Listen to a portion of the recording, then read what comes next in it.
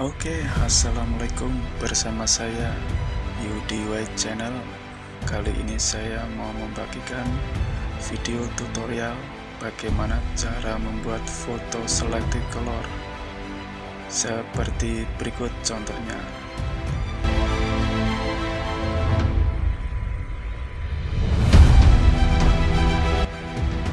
Oke, demikian tadi contohnya.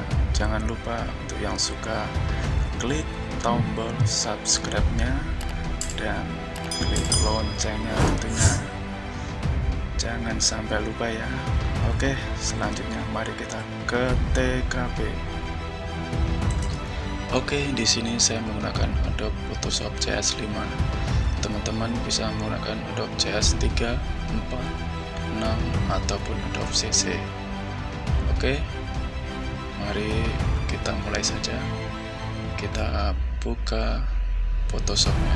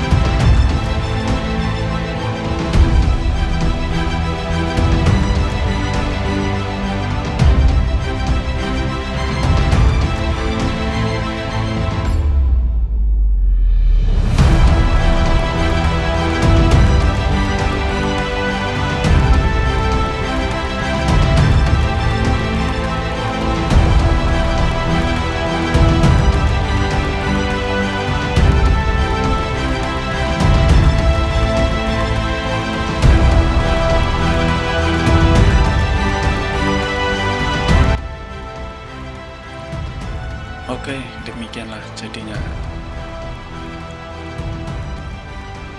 Mudah bukan? Silakan teman-teman untuk mencoba ya.